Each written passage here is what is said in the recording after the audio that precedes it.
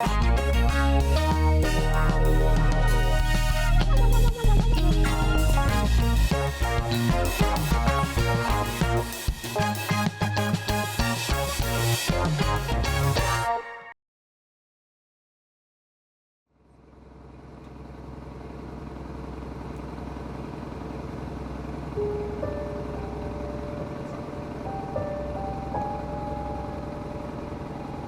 povo negro construiu esse país, mas quiseram passar uma borracha em nós, como se a gente não existisse, né?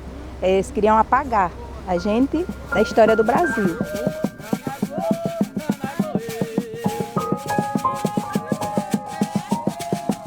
Então, a partir do momento que o Lula entra na presidência, ele dá um destaque para a gente, para o povo negro. Nós começamos a ser enxergados de uma forma diferente e também começamos a incomodar.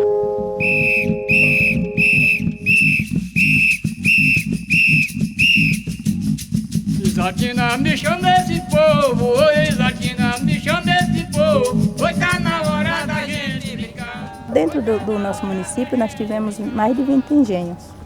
Aqui na comunidade, até pouco tempo, né, imperava o coronelismo. Para usar a terra, tinha que fazer o que eles queriam. Cresci vendo meu pai e minha mãe trabalhar na lagoa de arroz, de meieiro. A metade era do dono da terra, né, livre. E a outra metade era para tirar todas as despesas. Pense só que trabalho. Quando chegava no final, muitas vezes minha mãe não tinha nem como comprar uma roupa para a gente, para nós. Trabalhar só para enriquecer o que já era rico. Com a chegada do padre Isaías aqui na comunidade, nós viemos a ter conhecimento do que era direitos, né, para nós. E ele chegou na comunidade e começou a se perguntar por que o nome Brejão dos Negros, né? Aí ele começou a indagar e mostrou a gente que pela Constituição a gente tinha um monte de direitos. Aí a gente mandou uma carta para a Fundação Cultural Palmares pedindo a certidão de reconhecimento de comunidade quilombola. Em 2007 teve uma revolução dentro da igreja onde o padre Isaías foi expulso da comunidade. Porque achava que sem o padre a gente acabava o processo. Teve um momento que a gente ficou bem fraco, né? Mas depois que a gente ganhou essa terra aqui, a gente conseguiu fortalecer. Nós conseguimos 84 casas, que nos libertou muito disso, sabe, da mão dos fazendeiros. Porque a gente com a terra, a gente não tem como viver debaixo dos pés deles, né? Nos pisando, maltratando, humilhando. Isso mexe. Por que isso se emociona? Porque a gente sofre muito. Sabe, eu cresci de uma forma que eu via meu pai e minha mãe, todos os dias eles saíam para trabalhar e eles muitas vezes não tinham o que comer, né? Durante a semana a gente ia para a lagoa de arroz. E aí o que é que ela fazia? Lá a gente vestia aquela roupa para ir trabalhar lá na lama. Ela lavava a roupa dela e de tarde ela vestia. Final de semana, às vezes ela ficava deitada, enrolada e mandava a gente olhar se a roupa estava seca. E a gente não entendia porque era criança. Hoje eu entendo por quê, né? Por causa disso, que ela trabalhava para os outros. Então isso é uma forma da gente dizer que chega, né? Hoje a gente se reconhece, a gente não tem vergonha de dizer que somos quilombola, que somos descendentes de pessoas que foram escravizadas. Nós não temos vergonha. Então isso nos mostra essa resistência que a gente tem. A luta ela fortalece quando a gente está unido, né? Se não tiver unidade, não tem vitória.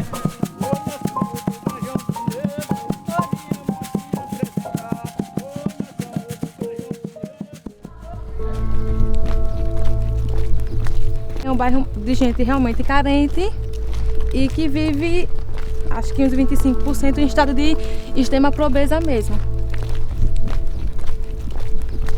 Eles não sabem o que está acontecendo aqui, cara. Da violência, do índice de criminalidade, de juventude aí sem ter o que fazer. Mas aqui tem bastante talento. Muito talento perdido. Que a bandidagem sequestrou. Não, você tem talento, vem pra cá. E é onde estão errando. precisa do Bolsa Família aí para ajudar eles a estudar, a estruturar a casa deles, para que eles não saiam de casa para pedir esmola ou trabalhar. E a gente tem histórias de vida aqui fantásticas, né? De pessoas que vêm de uma sucessão de vulnerabilidades e de riscos que, através das políticas públicas ao longo desses 12 anos, vem acessando e vem mudando a sua realidade, como é o caso da nossa própria recepcionista, né? Da Iva. Que ela era moradora do Morro do Avião, que foi uma das beneficiárias da casa aqui do 17 de março. Me vi pegando sem ter realmente onde morar. Aí foi quando tive a oportunidade de ir lá para o Morro do Avião. Minha casa era só de madeira de eternite. Era eu, meu esposo e minha filha. Aí não tinha saneamento básico, não tinha banheiro. As necessidades tinham que ser feitas em bolsa mesmo. E jogava assim do lado do barraco mesmo. Não tinha energia, não tinha água. A única água que tinha era de nascente mesmo, que era do chão, ou então da chuva, que a gente usava para tomar banho, para tudo. Eu me vi assim. Foi com o dinheiro do Bolsa Família que hoje em dia estou aqui lhe agradecendo de coração e pedir a minha desligação voluntária, senhor presidente, porque agora eu não preciso mais, estou dando oportunidade da quem precisa. Muito obrigada. Foi um gesto de gratidão mesmo. Foi a minha vida, a vida dos meus filhos, do meu marido e da minha família, porque assim, de toda a minha família, eu sou a única que terminou o ensino médio. Que dirá ter uma faculdade. E aí eu acho que o papel do governo é justamente esse, oferecer essas portas, né? Trabalhar com a equidade. Quais são os caminhos que eu posso abrir, quais são as portas que eu posso abrir para que essa pessoa vá. Isso dá certo, eu acho que esse é o resultado de Iva. Todo dia tem gente que vai pedir cesta básica no CRAS, porque realmente está passando por situação extrema. Quando eu pergunto quanto é que você gasta com alimentação, tem gente que não tem nada, diz, eu não gasto nada. Engravidou, tá certo, tá com o menininho, tá certo, mas vamos em frente, vamos estudar, vamos buscar o melhor, que foi o que eu quis. Eu disse, meu Deus, eu não quero essa vida de pobreza, eu não quero ver mais minha filha passando fome. E eu quero transmitir isso para quem recebe Bolsa Família. Gente, tá difícil, mas se vocês focarem, se vocês persistirem, pode mudar, começando pelo voto. Entrar um governo em que você não consegue enxergar essa necessidade do trabalho permanente e fazer um corte de um orçamento, uma política do SUS, né, nos congelamentos que a gente vê aí, você corta todo esse processo, né, de trabalho. Então, as famílias voltam para a estaca zero. Sabe o que está faltando mais no Brasil? Amor. Está faltando isso. De vir uma pessoa e perguntar o que você está precisando. Prazer conhecer vocês.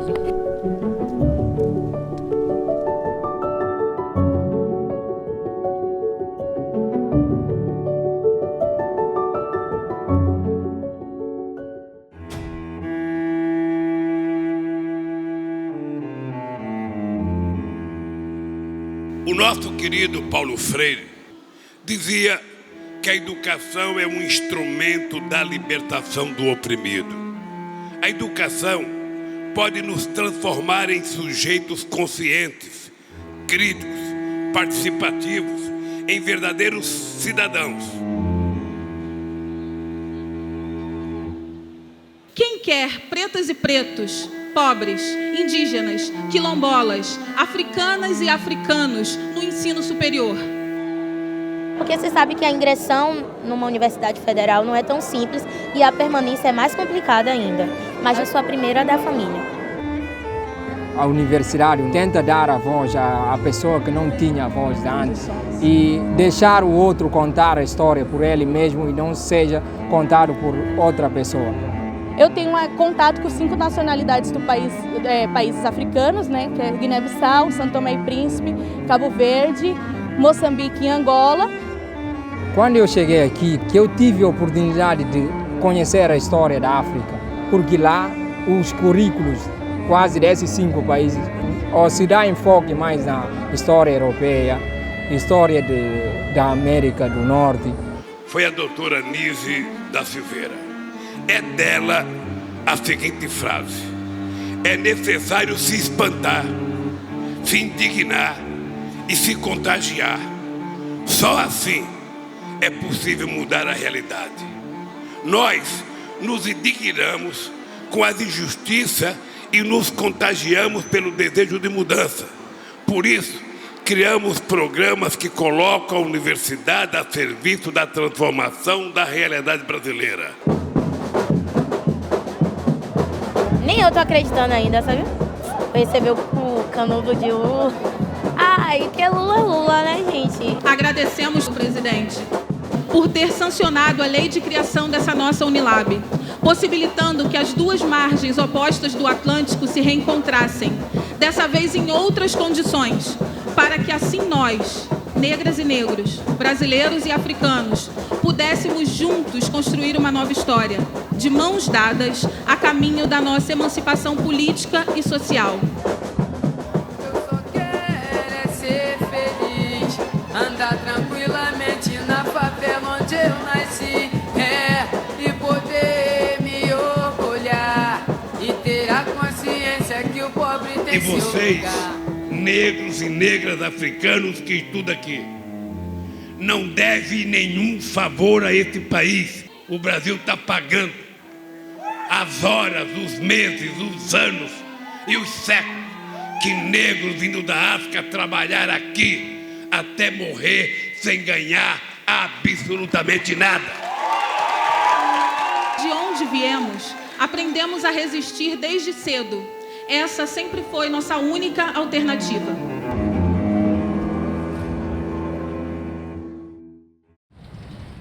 Eu sou Vani, sou camponesa, moro no sítio Bom Lugar, município de Bodocó, que é sertão pernambucano. Mãe, eu já vou em Bodocó. A senhora vai querer alguma coisa? Não? E sou militante também do movimento dos pequenos agricultores. Hoje estou graduanda em História na UFPB, na Paraíba.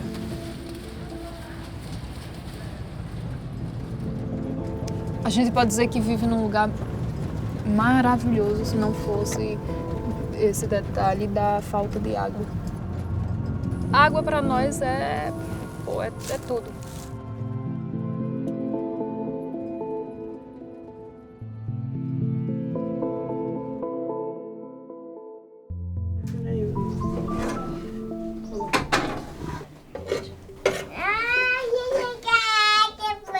Siga um roteiro, mais uma estação.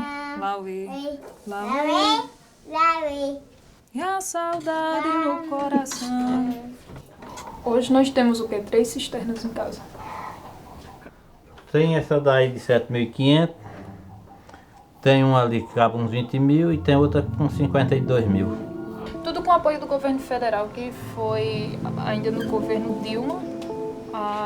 Essas duas, né, pai, que a gente tem as duas últimas, foi no governo Dilma. Tem jovens que não sabem o que era a emergência.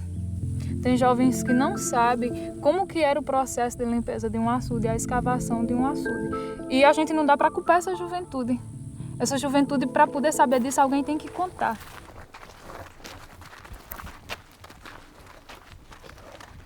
A gente lavava roupa nesse daqui quando aquele dali secava. Porque como esse daqui era só para o gado beber, então a água durava um período maior. Os mais velhos, principalmente, no meu tempo era assim, os de hoje mudou, e a gente às vezes acha que mudou para pior, em alguns aspectos sim, mudou para pior, mas imagina agora nós ter uma autonomia muito grande da gente ter o que comer, decidir o que a gente vai comer, ver que a gente tem água em casa sem precisar estar o tempo todo dependendo de um carro-pipa, ou comprar um pipa d'água por quase R$200 ou R$200 em tempo de seca. De primeiro, o povo era refém demais disso. Os políticos da região, principalmente, se munia da necessidade do povo. A maioria dos vereadores, o próprio prefeito tem carro-pipa, porque eu vou dar uma água para tal pessoa, para tal comunidade, e aquela comunidade vai ficar agradecida a mim e vai votar em mim. Ao invés de fazer esses trabalhos de ter o próprio abastecimento na comunidade.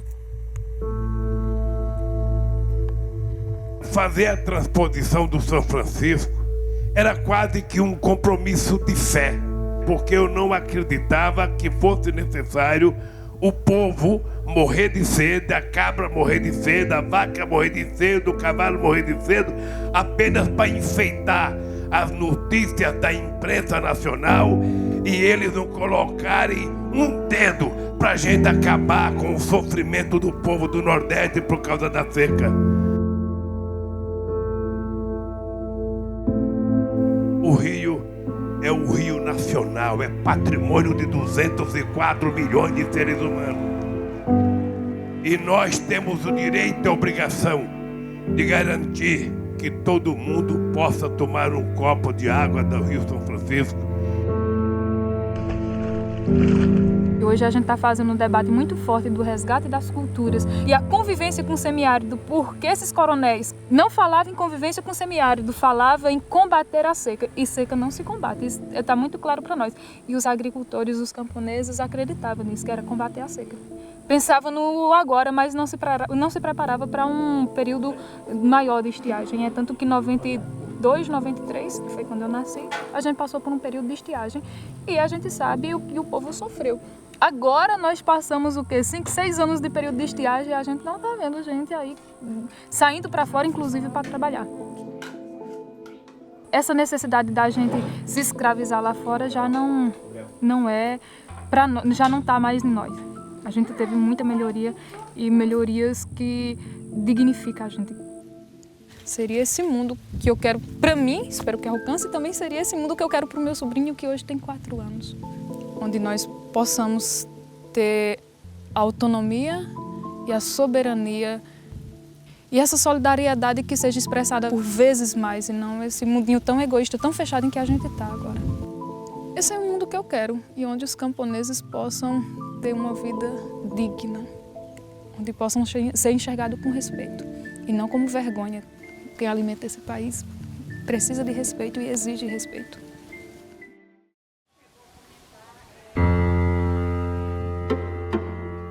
Você sabe aí que é 76 hectares de terra, 3.000 e poucas famílias. O terreno era de quem? Do Júlio Soares. Era perigoso aqui.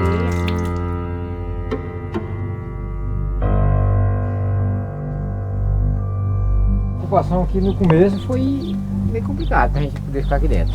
Tem uns capangas de ruim aí, por cima da gente aí direto aí, negócio de confusão, negócio de querendo matar a gente, aí também tem inclusive teve 3 baleadas ainda.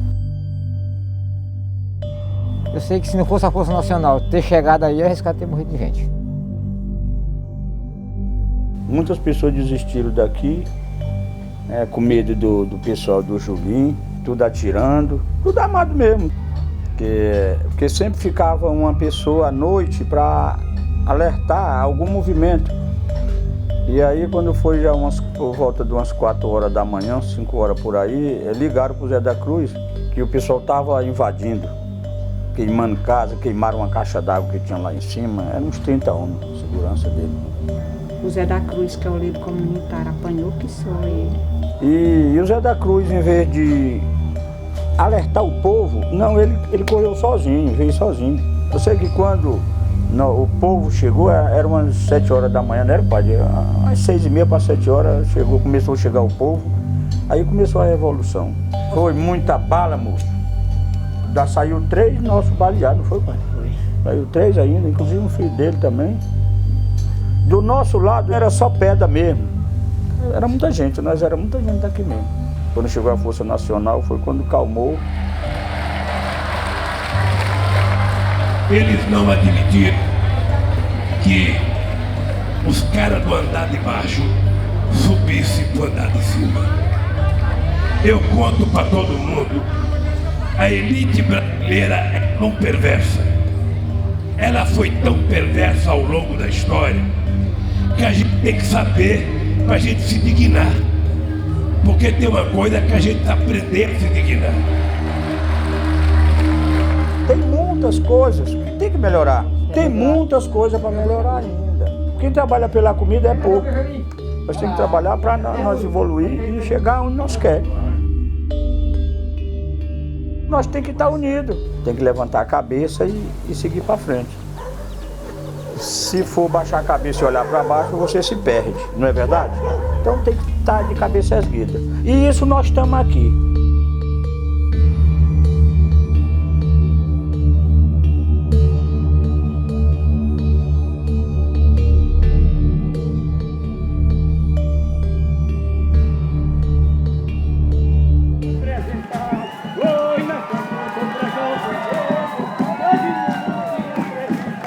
Nós somos quilombola e estamos aqui para homenagear o Lula. Nós queremos direito à terra, e a terra é nossa, nós nascemos lá. Nós somos povo do campo.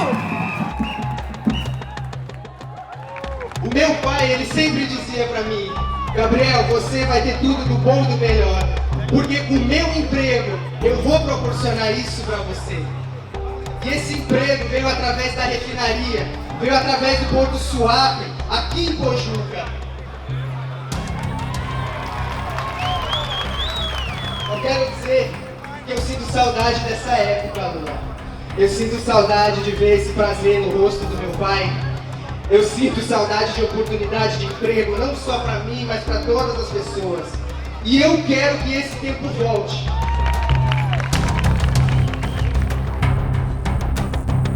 Eu tive que falar para ele que nós estamos precisando dele ainda, né?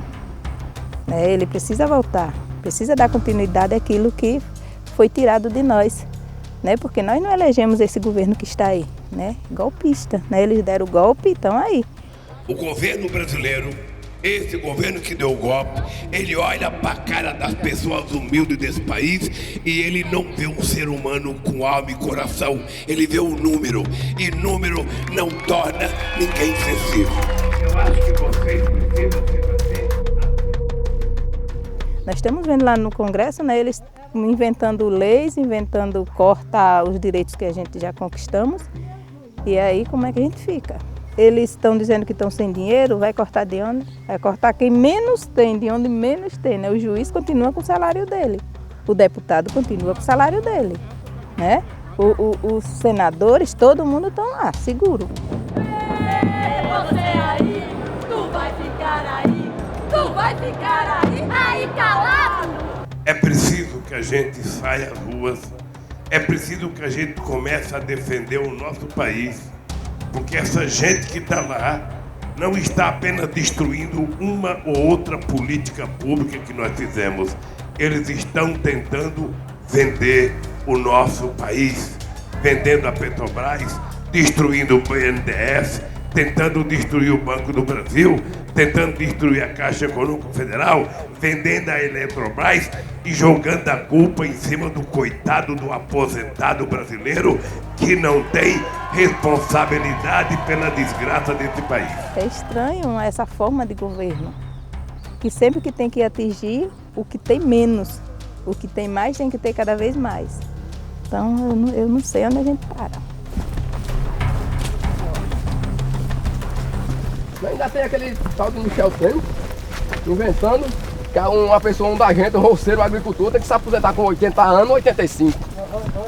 É. Ele vai comer aquele diabo? Não chega não, a agricultura rural não chega a 80 anos, nem 85 mais não. Aquele homem é doido. Não chega mais não. Nós camponeses principalmente precisamos ter esse olhar cuidadoso para não ser destruído, porque em 64 a gente foi massacrado. E agora com o golpe, a gente sabe, e a reforma da Previdência certamente é um dos massacres para nós camponeses. Imagina eu quando eu tiver com 83 anos eu me aposentar, eu não sei se eu vou existir até lá. É um direito meu descansar e ficar tranquila, ter uma segurança.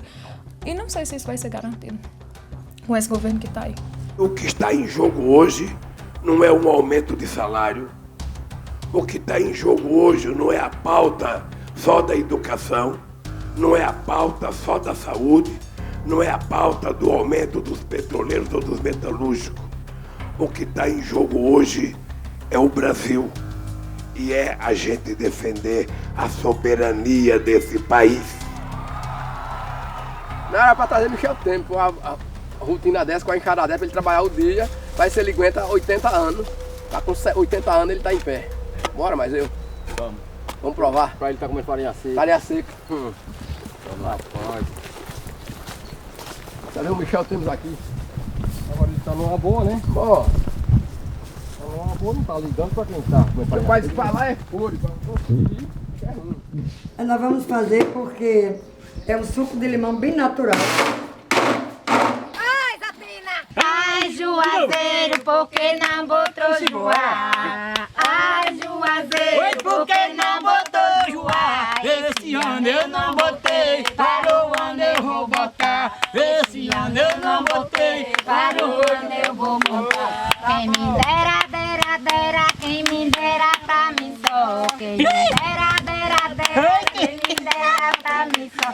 De deitar na sua cama, enrolar com teu lençol. Deitar na sua cama, enrolar com teu lençol. Cadê você agora?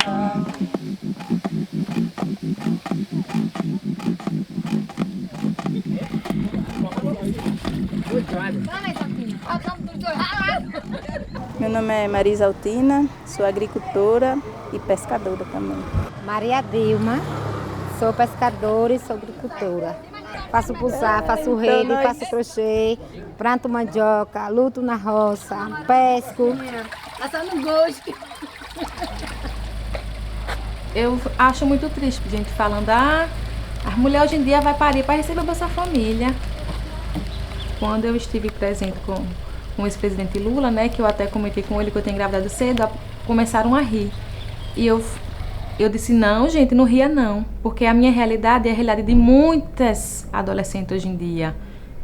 De 10 aqui em Santa Maria, 9 adolescentes engravidam, na faixa etária dos 13 até os 17 anos. E tem muitas que não é só um filho, é 2, 3. Então aqui já é uma cultura, sabe, por não ter essa estrutura familiar. Porque embora a Constituição diga que todo mundo é igual, a verdade é que as mulheres ainda, embora pode ser engenheira, não ganham o mesmo que ganha o homem. Embora possa ser advogada, não ganha o mesmo que ganha o homem. E se for mulher e negra, ainda ganha menos do que a branca. E assim é esse país, que a gente escreve na Constituição que todos são iguais perante a lei, mas a verdade é que não é. A renda fixa que eu tinha era o Bolsa Família. Então eu usava para minha filha estar lá na escola, né? Ela estudou no IFES, no Instituto Federal, depois foi para a universidade. Teve uma pessoa que me falou assim, que a Dilma ia ganhar por causa desses miseráveis que ficam aí atrás desse Bolsa Miséria. O que você chama de Bolsa Miséria, eu chamo de Bolsa Libertação. Porque eu cresci num lugar onde eu via as meninas, né? Quando ela tinha 8, 9 anos, 10, ela ia para trabalhar na casa de alguém. Ia para a capital, ia trabalhar para ganhar um dinheirinho para ajudar os pais, que às vezes nem ganhava, né? Era um trabalho quase escravo, né? E aí o que acontecia, muitas dessas meninas que iam trabalhar lá, elas eram abusadas e voltavam o quê? Grávida, entendeu? Então, hoje, se alguém vem aqui, antes vinha alguém a chegar aqui, não tem uma menina não aí para ir trabalhar, e achava. Hoje não acha mais. As meninas estão na escola, né? Então foi através de quê? Dos programas, desse programa do Bolsa Miséria, como alguns chamam, né? Que deu essa liberdade. Ela nos representa, e a nós, mulheres, representa a possibilidade que nós temos de estar em qualquer lugar que nós queiramos, porque lugar de mulher também é lugar no poder.